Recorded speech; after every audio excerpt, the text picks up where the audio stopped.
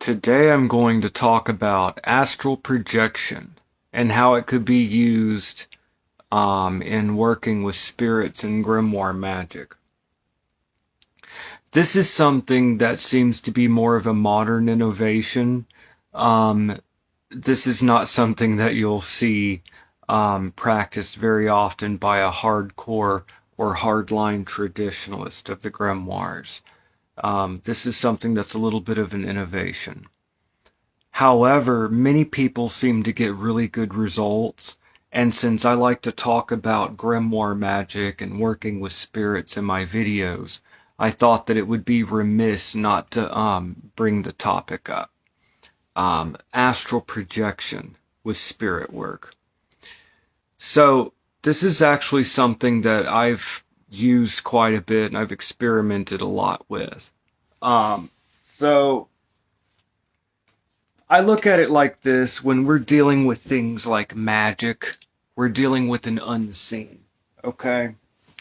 And every person is going to have his or her own viewpoint. We're dealing with an invisible world, okay? So you're going to have different schools of thought.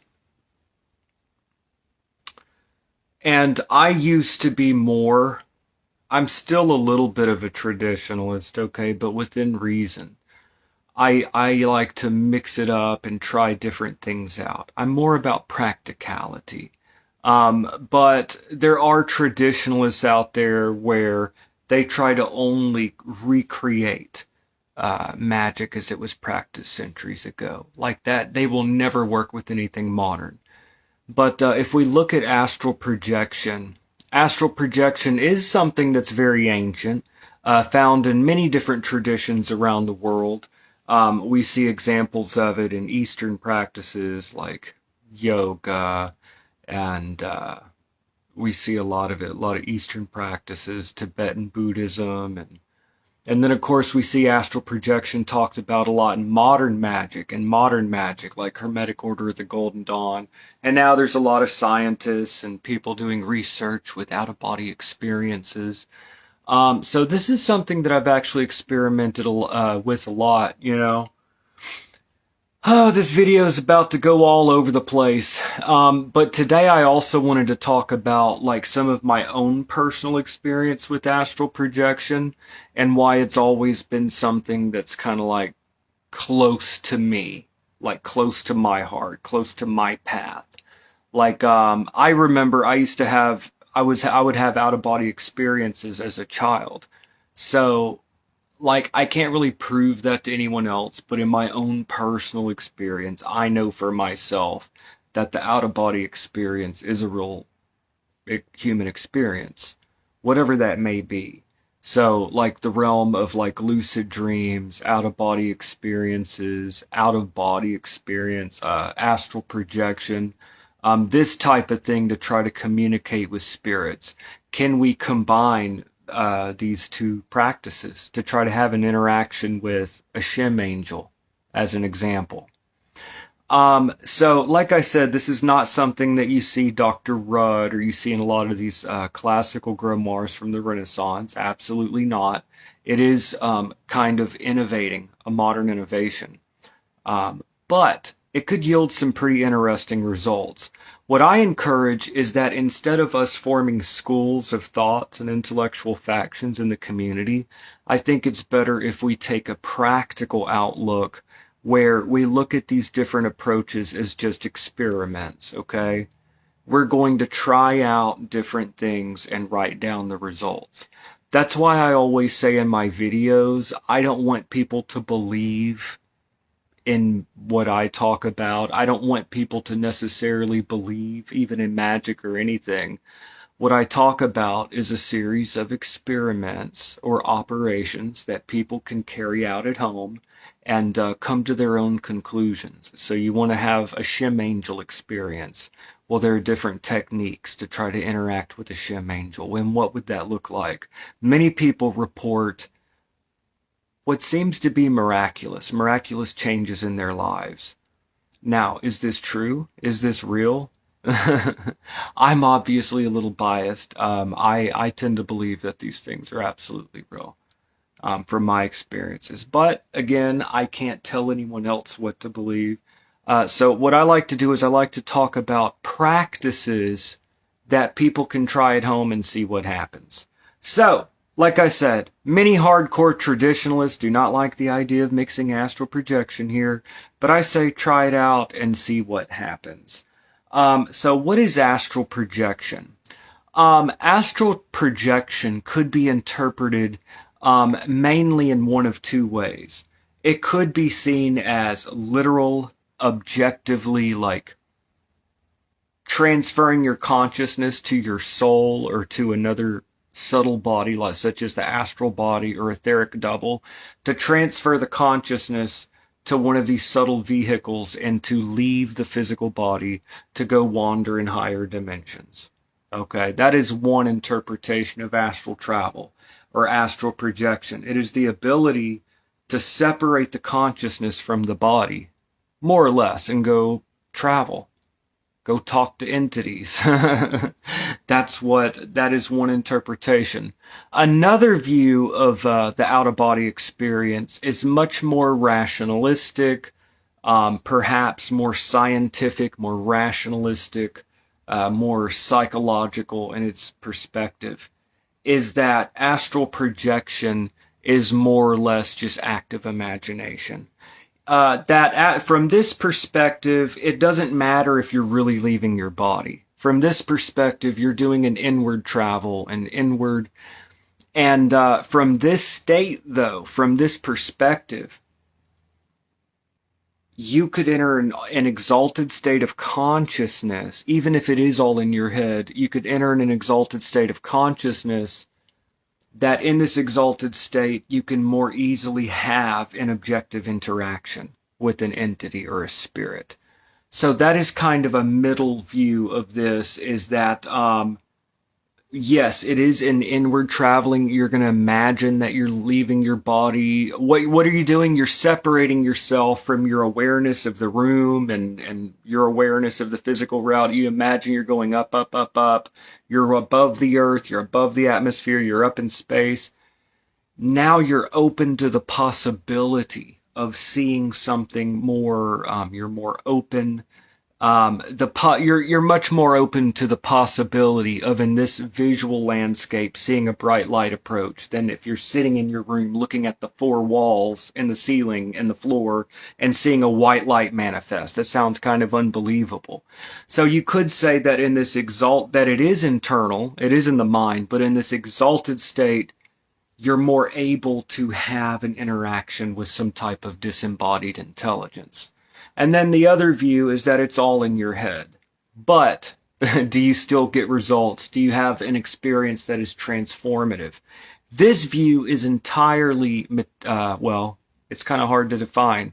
Materialistic, atheistic, that purely rationalistic in its outlook.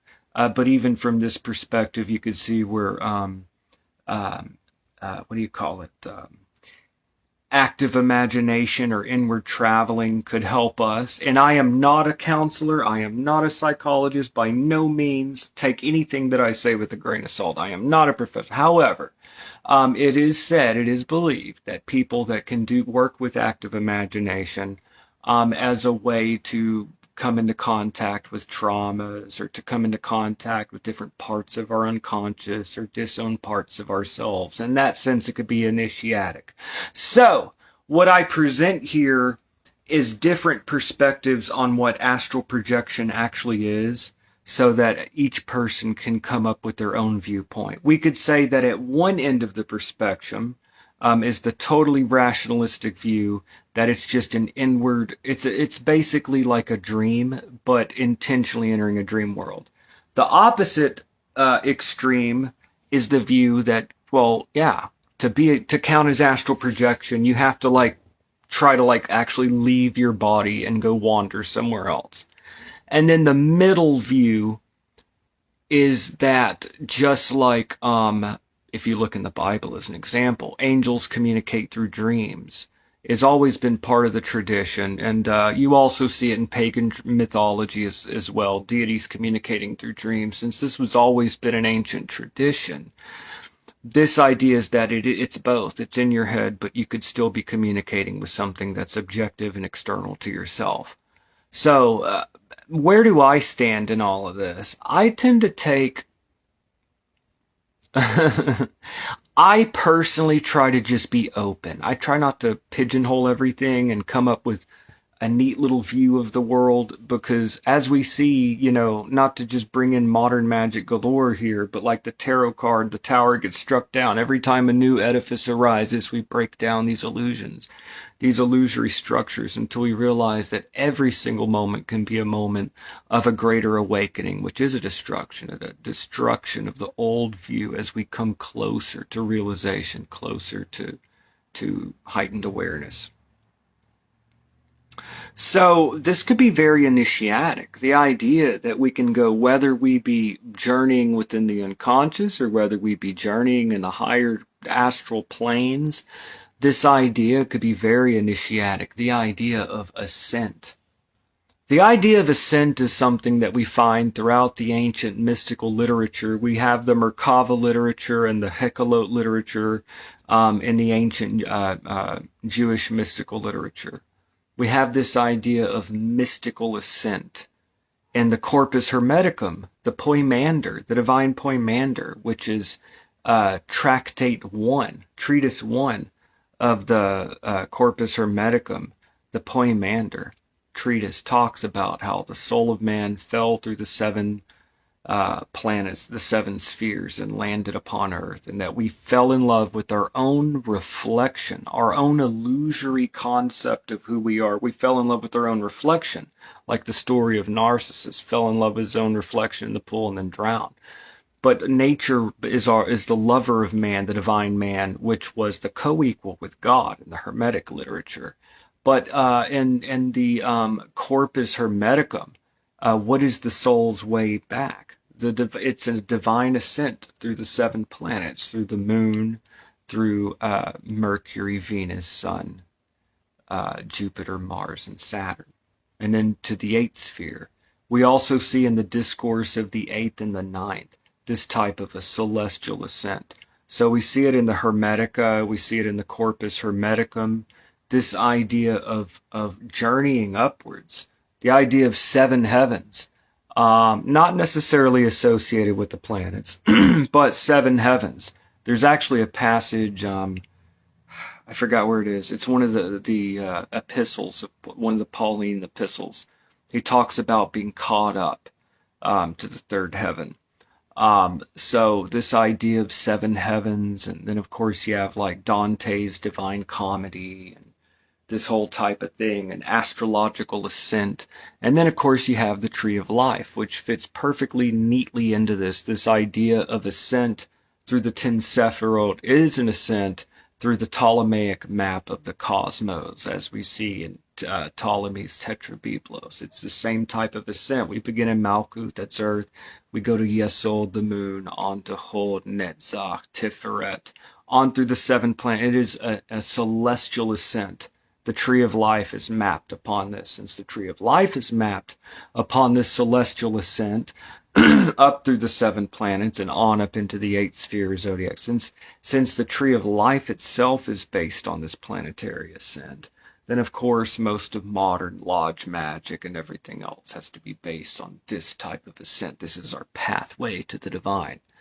Now, bringing things back to like astral projection, in kind of a modern magic practice. By modern magic, I refer to magic as it was practiced around 1900, okay, and still continues to be practiced in this way, as an ascent through the Tree of Life, through the 22 Hebrew letters, the paths that connect the 10 Sephirot. So the idea that if you're familiar with the Tree of Life, and if you're not, then this is going to sound like Greek, but basically the Tree of Life is a type of like glyph or map of the cosmos, and it shows 10 spheres and 22 paths that connect them. There is a modern magic way of doing an astrological ascent in which we utilize the 22 major arcana, the 22 major arcana or tarot keys, the major arcana, as basically ways to ascend through the different layers of the astral plane and through the Sephiroth. So you could see the 22 major arcana as astral doorways and initiatic emblems. They were certainly utilized in this sort of way um, by the Hermetic Order of the Golden Dawn, seen as astral doorways to access the Sephiroth, as we see Dion Fortune talking about in her mystical Kabbalah, and as Crowley writes about. And many people are familiar with Crowley in his atlas, notes for an astral atlas. He talks about an ascent that seems to be talking about moving through the past. Okay, we have Wake World. We have these books. These are books that I highly recommend. I recommend everyone read Wake World, Wake World by Aleister Crowley, that people be familiar, whether you agree with an occultist or not, that you're familiar with his writings. We need to be familiar with who is Eliphas Levi, who is A.E. Waite, who was Crowley. And people say all kinds of, oh, he was the wickedest man in the world, whatever. But so ascent through the 22 major arcana as ways to connect with the upper world. See, the tree of life is a glyph of the cosmos, of man, the different levels within ourselves and within the world. And we have three paths. These three paths are Keshet. These three Hebrew letters, Kof, Shin, and Tav. These three Hebrew letters spell the word Keshet, which in Hebrew means bow. Keshet, which those of you that are familiar with the Thoth deck, which I am by no means an expert here, but Keshet is also the name of Samek, which connects Yesod and Tiferet, and could represent the entire striving from the materialism in Malkuth to try to get us up into the higher realm, into the solar consciousness, into the realm of the solar consciousness or the higher self or the holy guardian angel, to get us into contact with that divine that is beyond the lower levels of consciousness. So like if you look at the tree of life, like Malkuth is the material world. It's our material consciousness, okay? It's our everyday mundane reality is Malkuth. What is beyond that? Yesod is the subconscious. Hod is the rational mind. Netzach could be taken as the passions. Now, we are not the body or the subconscious or the logic and reasoning aspect of the mind or calculative part of the mind. We're not the passions or not our desires, which is Netzach. But these three parts of ourselves, represented by the moon, the subconscious, by Mercury, and yes, I am throwing in like modern psychological terms and stuff, okay, but we're talking about modern magic here. My goal of this video is to talk about a little bit about astral projection and to look at it from all different perspectives. I would be remiss to not talk about modern magic. But in the modern lodge magic approach that is very typical, you will see three paths. So we obviously like Hod, Mercury, that's the logical part of the mind.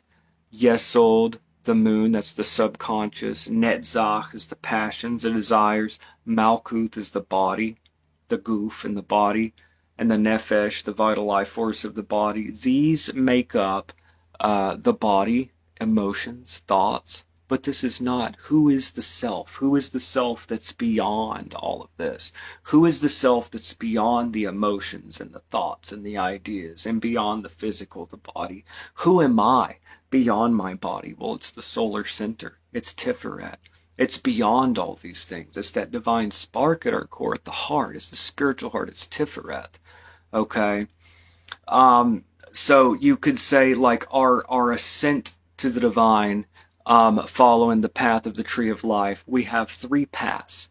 If we're trying to get out of we're trying to get up out of Malkuth. We're trying to get out of this material world that we're all in, the old gray land, this world of shells, of appearances, of empty husks, the klipot. If you want to get out of this material world, and that's the real meaning of klipa. You know, people talk about the klipot. As if it's the klipot or imbalanced Sephiroth. It represents the world of forms, the world of appearances. And of course, I respect all traditions. There are some that also interpret the klipot in all these other ways, which is not what I'm talking about. That's a totally different thing, and that's a valid tradition, okay? But I'm talking about this idea of Klipot as the husks of the material world. If we're trying to get out of here, we have three paths essentially in front of us. We have the path of Tau that connects us to the moon. We have the path of Shin, which is judgment. 20 of the tarot. It shows the angel Israfel blowing the trumpet and people rising out of their coffins, associated with Shin and fire. Now, if fire is associated with this awakening and rising from our tombs, this resurrection. It is awakening. What is the trumpet call? The trumpet call and people rising from their coffins. Clearly this divine fire, the path of Shin, has to do with waking up. We have to wake up. So that is a movement from death into life, okay? We're moving from death towards life. We're moving from the earth and Malkuth. We're moving into the higher spheres of the tree of life. We have to wake up in the path of Shin. We have to approach some pretty dark things. We have to approach sometimes some hard things to deal with as we move through the path of Kolf, okay? Kolf means the back of the head. Okay, that Kolf means the back of the head. You look at a lot of this modern imagery. It shows Anubis. It shows the jackal. It shows imagery that looks a little harsh, a little scary for many people. So this idea of the moon, and yet it's associated with Pisces. Well, Pisces is the end of the winter as we're starting to enter into the spring. So it's like the end of winter. Okay, the end of winter, or you could say midnight. It is midnight. It is, of course, I'm just paraphrasing the book of Thoth here, but clearly, like, these are the paths. By meditating on the three cards, we can work our ways up these three paths, okay? And of course, they're higher paths. So basically what you would do in this case is you would look at these three cards as kind of like astral doorways. You would meditate on the cards, you would think of their qualities, you would do some type of a ritual, and you would try to exit your body and kind of like enter into this letter, okay, and have whatever kind of experience, whether that's in your mind, whether that's out there in the world, whatever the case may be. Many people report that these experiences are deeply transformative. So, how is everyone doing today? Today we're just talking a little bit about astral projection, and using this as like a technique basically for spirit communication. We do see dreams used in some of the classical grimoires. We do see dream magic talked about in the Key of Solomon. We see dream magic used in many different the Divine Cabal is basically a dream magic book with the 72 Shem angels. So if we could use dreams, why couldn't we use astral projection then? So there are people that use these techniques. I recommend people try it out, see what happens. If you find it useful for your practice, then by all means. But if you don't find it useful, or for you it doesn't really help you, well, then there's really no point in continuing. Maybe you look at it, you look a little into astral projection. If you don't feel comfortable, that means it's not for you. Don't do it, you know. But I just put that out there, people to try it, you know. I've used it. I've used astral projection. I've used these types of techniques to work with Shem angels and all kinds of things. And I've had pretty remarkable results. I'm actually pretty pleased with the results. I think it's definitely a valid form of interacting with spirits. However, many of my friends that I deeply respect and more traditional grimoire magicians that I know, they don't agree with me. They think it's just fluff, just made up, just new age, just blah. And that's fine. I respect their opinion because what they have works for them and they don't see a reason to reinvent the wheel. And they do raise a good point that it could cause us to have problems because it's kind of impossible. Let's say that you do believe that spirits are objective, and let's say your goal is an objective experience. you're not able to have an objective experience as long as you're talking to yourself. As long as you're interacting with figments of your own imagination, you're never going to have a real interaction. And that's a valid thing to say. If you're like entering imaginary land and talking to, oh, I'm riding a unicorn and, doing all these cool, wonderful things, I mean, that's great. But, okay, so when are you going to stop talking with your imagination and start like talking to a real angel, instead of your imaginary friends? So there are all different views on this. Someone say it's all in your head, and who cares? Okay, but so this is about the diversity of human thought. We have to be adults and realize that different people have different opinions, okay? Different people have different viewpoints. But some would say that maybe you're entering into a subjective headspace, but you're in order to have an objective interaction with something in a higher dimension that's able to interact with us at that level. The thing is, we can't ultimately say what things are or aren't. What we could say is that various phenomena could be experienced, okay? That is what we could say. We can't say what truth is, but what we can say is that we could have very powerful subjective experiences, powerful experiences that may be life-changing, in fact, and make you start to think that, yeah, there's definitely something going on here. I'm definitely interacting with something. I just recommend people try it out, try it at home. If stuff's not working, just stop doing it. If it's working, keep doing it. That's why I always recommend people keep a record. They write down what they're doing. They see over time what works and what doesn't work. There are many different techniques for astral projection. There are those that see astral projection as you have to like fully be out of your body. You can't be aware of your body. You need to like be out. There are purists like that. And there are techniques to have that kind of out of body experience. Now, I can't tell other people what to think or believe, but sometimes, and I like to highlight when I'm doing it, and now I'm doing it, sometimes I like to talk about my own personal experience, subjective views and ideas. And me personally, I'm so sorry, where was I going with this? I know for a fact that it is a real experience of being totally out of your body. To you, it's as real as you looking at me or your phone or your whatever, your screen right now. Like as real as this, you could touch. I've had this experience of astral projection a few times. It was not the norm, and I'm still trying to learn to create that intentionally. But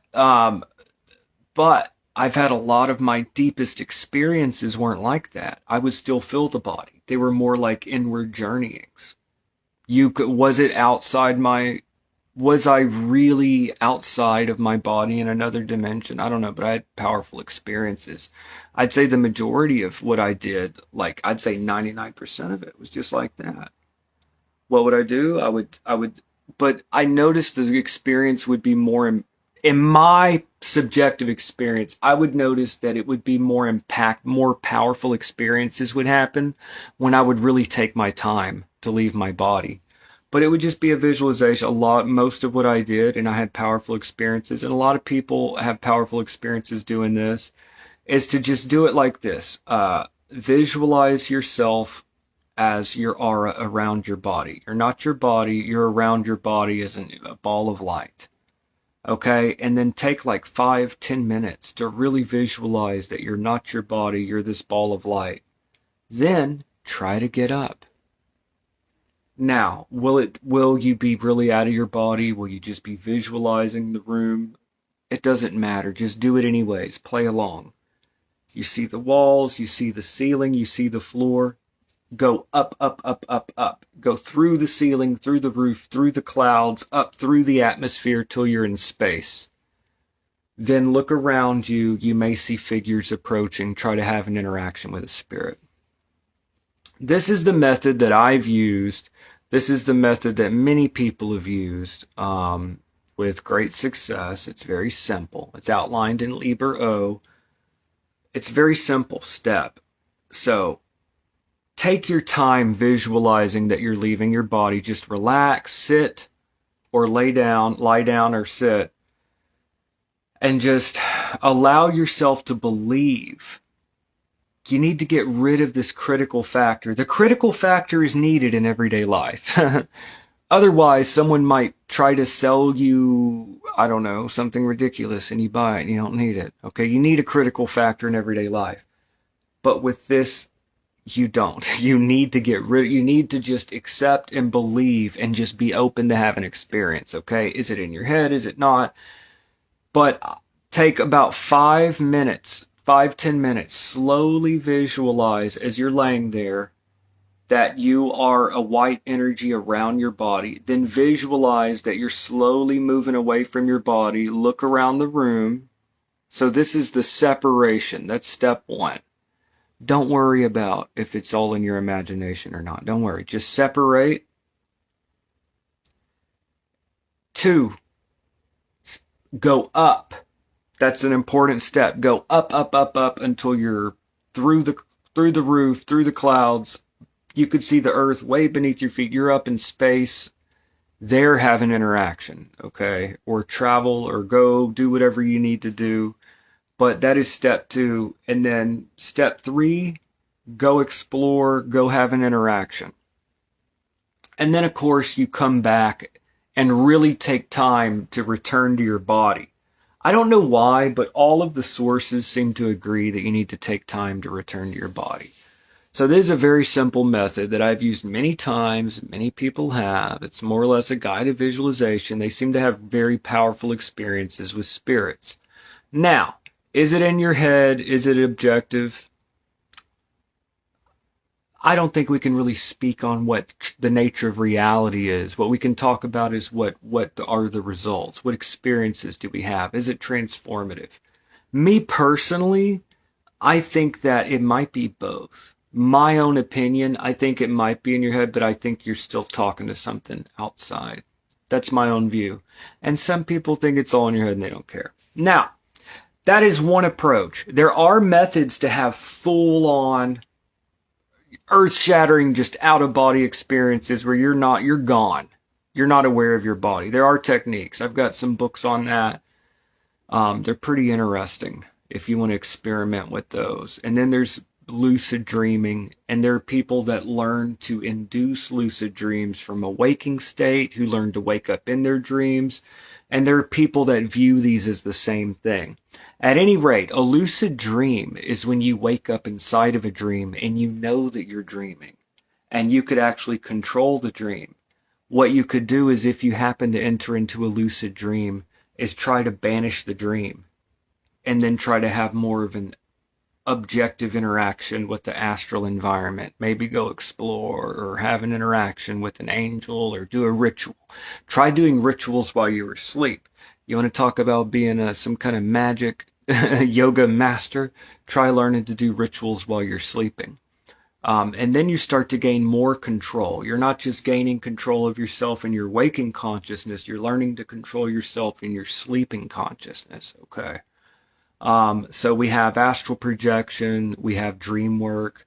You may notice, I don't want to go too much into my personal experiences here, I've been going a little bit into my personal experiences on my Patreon. Shameless plug here. But today I made a video on Patreon just for people. So basically, as many of you know, I just make videos now as my full-time job, and I'm in the process of monetizing so that I can just do this 5 days a week, every day, come out with new content for y'all. I want at least 5-6 hours of content weekly. I want to do this as like a job. So, Patreon, what is that? Patreon is where people could basically, they subscribe. It's like $10 a month. Yeah, it's $10 a month. For a $10 subscription, you get all my private videos. It's like an OnlyFans for like occultists like me, where we just talk about magic, That's what Patreon is. For $10 a month, you get all my private videos. But I go way more into like my personal path and my personal everyday practice in my Patreon. So anyone, what does it do? It supports my work. Your $10 a month. Think how much that adds to me doing this as a job. If I get 100 people to do a $10, that's $1,000 a month towards bills. So that's Patreon. That $10, it adds up. It helps support my content, and then you get all these extra videos that you're not getting here on Facebook. So just this morning, I did a video for Patreon subscribers only, and I talked about this. But so there are the hardcore methods, I noticed that these bled into each other because I do astral projection pretty much daily. That's not my only way of working with spirits, but I do it like on a daily basis. I try to do an astral projection. I've tried like timing it with planetary hours. So yeah, I started in let me see, where I try to do it daily. I started last summer, so it's now almost the next spring. So, about 8 months. I've been doing this pretty much daily astral projection. It's a daily practice for me. So yeah, it's like a daily practice, more or less, doing my astral projection.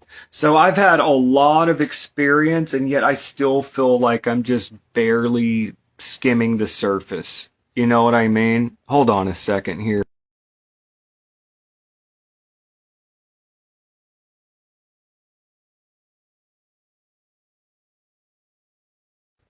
All right, so I started my astral. I started doing this many years ago, but as a daily practice. I started doing this as a daily practice, and I've been studying a lot with the Mithras liturgy as well, which is a type of astral ascent. The Mithras liturgy is found in PGM 4. It's actually an immortalization ritual.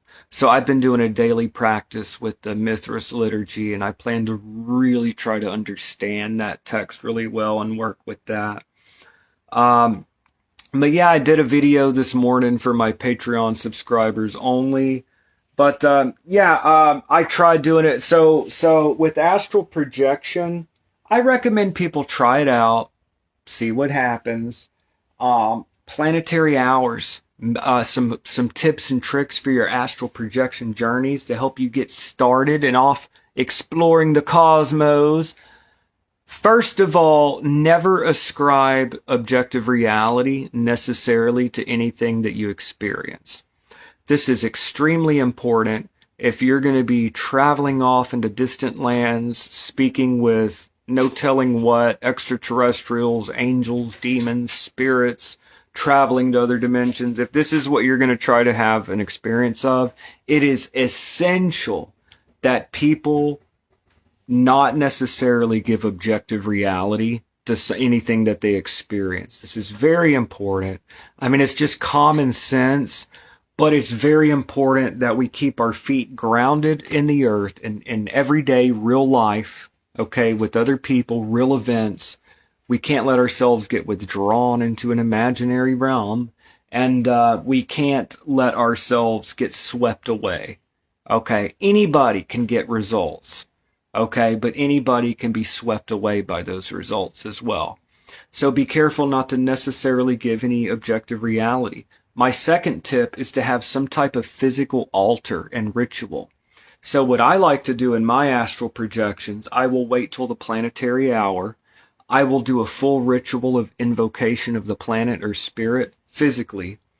And at the planetary hour, having lit the incense, the candles, having invoked the spirit, I will then ask the spirit to communicate with me that way. Then I'll go through the process of slowly leaving my body, going, and imagine I'm going up, up, up, up, up. I'm up in the atmosphere, and then I have an interaction, and then I see the spirit approach, and I'll talk and all of that. Okay. And then I'll come back down. So it's just a way for me to go up there to have my interaction. Okay. So I think having a physical altar and a physically doing a ritual, then going up, me personally seems to help. Some people say it's unnecessary. You're doing it astrally. Why would you need it physically? Me personally, I find let's say I'm going to do a moon ritual, physically having a moon ritual altar with the seashells and the moonstone and the candles and the moon incense and the whole thing, white flowers, all of this, to me, a bedside altar for my astral projection seems to help tremendously for me personally. Planetary hours, the astrological timing, bedside altar. So what else did I want to talk about? So doing the proper timing, ritual, and then yeah, launch off and go have an experience and come back down. My personal opinion, I try to avoid like saying what the truth is. I just want people to go do these experiences at home and see what happens. My opinion is, I think if, I don't know who, scientists, psychologists, whoever, psychologists probably, I assume, physicists, if people would study, be more open to like understanding like what is going on when we're traveling or having these out of body experiences. Thankfully, there are people doing this. I try to not, I am a layman. I am by no means like any kind of, whatever. But I'm fascinated by the science of it. What happens when you dream? What happens in these out of body experiences? And then of course we know that the government, like with the Gateway experience and stuff like that, was. I'm not getting all conspiratorial here. Don't worry. You know, any of y'all getting worried with that. But yeah, I mean that's been documented. So people have been working with this stuff for a while and experimenting. But I'll have a lot more to come with that. That's just today's video on astral projection. I say try it out, see what happens. How can you use this? Well, you could try it with the Arbitel. I would do a waxing moon. Wait till the planetary day and hour of Jupiter. Call on the Olympic spirit of Jupiter, Bethor, as an example, and look at the sigil, talk to it like, and then go up and have an experience and come down. Or do it with the Shem Angel, do it with whatever, and try it out. Like I said, some people will have really good results instantly. Some people may not really like this technique. So you will discover for yourself through practice what works for you and what doesn't. And for this, having a written record will help tremendously to separate the wheat from the chaff. So that is it for today, and many more videos to come for y'all. And I will see y'all tomorrow. Have a great day, y'all, and I will see y'all next time. Oh, and if you want to check out my hidden videos, be sure and go to my Patreon. I'm going to give a link to support my work that I'm doing. Anyways, I hope everyone has a wonderful day, and I will see y'all in the next video. Have a great day, y'all.